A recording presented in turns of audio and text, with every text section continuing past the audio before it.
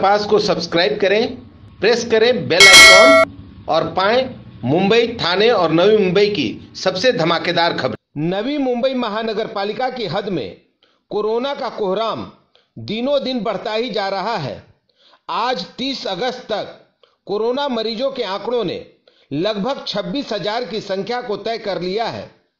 पिछले 3 दिनों में 1200 से ज्यादा नए कोरोना संक्रमित मरीज सामने आए हैं।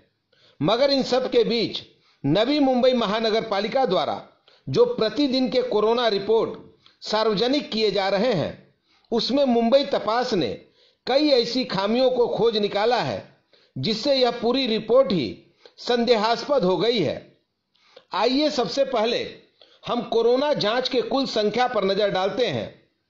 30 अगस्त तक यह संख्या 1,27,041 दिखाई देती है। इसके बाद हम नजर डालते हैं 30 अगस्त तक पॉजिटिव मरीजों की संख्या पर, तो यह संख्या 25,860 दिखाई देती है। वहीं 30 अगस्त तक कुल निगेटिव मरीजों की संख्या 30,512 दिखाई देती है। इन दोनों आंकड़ों को जब हम जोड़ देते हैं तो यह संख्या हो जाती है 56,372।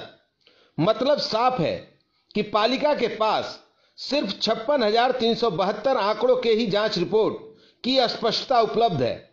अब सवाल यह उठता है कि जब अब तक कुल जांच 1,27,041 हुए हैं, तो फिर जांच रिपोर्ट की स्पष्टता सिर्फ 56,372 तक ही क्यों सीमित है?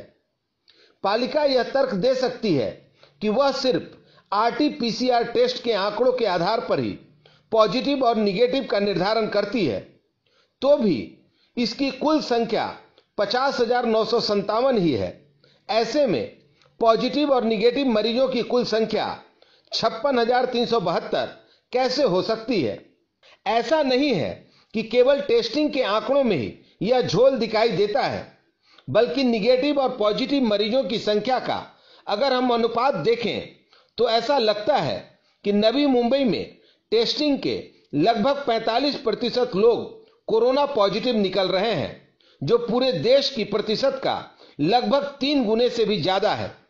शायद यही वो आंकड़े हैं जो आरोग्य विश्लेषकों को इतना भ्रमित कर रहे हैं कि उन्हें लग रहा है कि कहीं नवी मुंबई महानगर पालिका के हद में कोरोना के नाम पर कोई बहुत बड़ा झोल तो नहीं शुरू है, जिसका फायदा चंद लोग उठाने में कामयाब हो रहे हैं।